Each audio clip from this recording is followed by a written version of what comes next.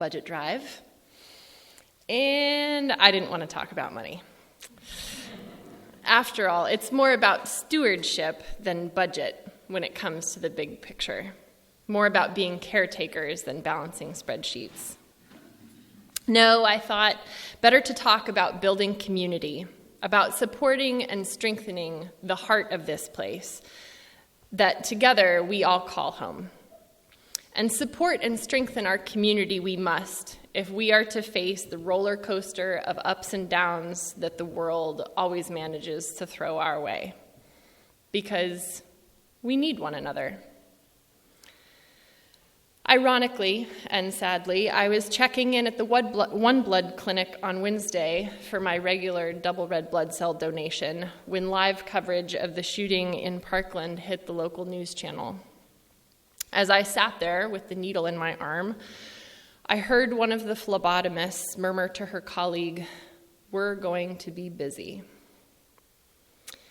It is only human to rally in response to tragedy, whether it's giving blood, collecting donations, or working with our legislators and representatives to facilitate much-needed change. So often we see awe-inspiring acts of kindness and generosity after moments of loss. And that's part of what makes us a community. As defined by Merriam-Webster, because I love words, a community is a unified body of individuals involved in joint ownership and participation.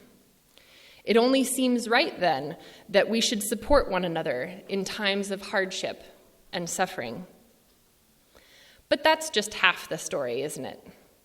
To have true joint ownership over something, to truly participate jointly in creating this shared community, whether locally, nationally, or worldwide, we must give of our hearts at all times, both in times of heartache and in times of celebration, in times of defeat and in times of success. Community building at any level cannot simply be reactionary, but also must be proactive. It should not be only the shortcomings or calamities that befall us which inspire action and generosity, but also the simple joy of the heart of this place that makes us feel connected to something larger and that gives us purpose. We need one another.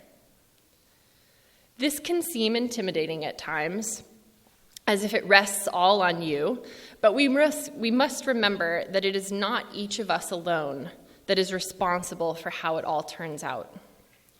How could we even fathom striving for, let alone achieving, our sixth principle, the goal of world community with peace, liberty, and justice for all, if it was up to each of us alone? It's in these times that we must remember what the townspeople learned in the making of Stone Soup, that when we each give a little, we can achieve a lot. It is our small contributions combined that make our small community mighty. Whatever your age, you can contribute to the heart of what makes a community great. Take a look around.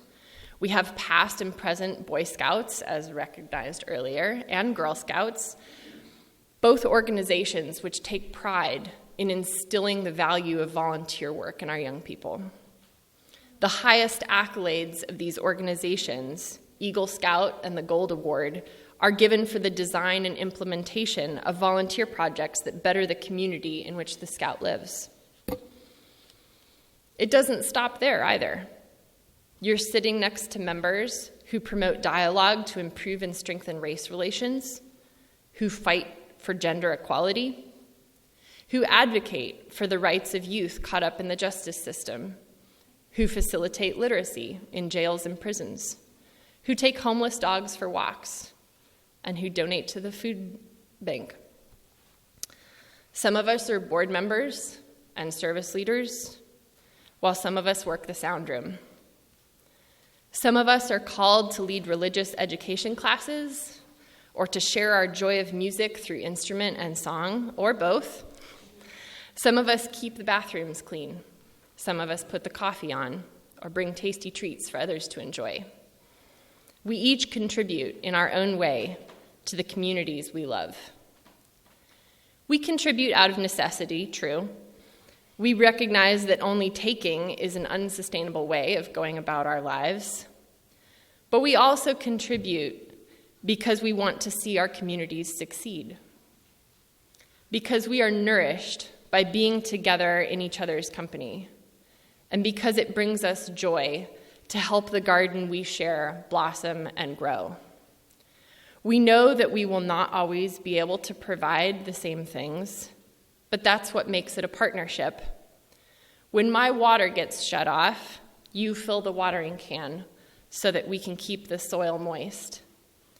When your knees are too sore to bend, I pick up my trowel and get to weeding. All our lives we are in need, and others are in need of us. We lean on and support one another with what we are able. Together we make the heart of this place ours, and what a beautiful place it is.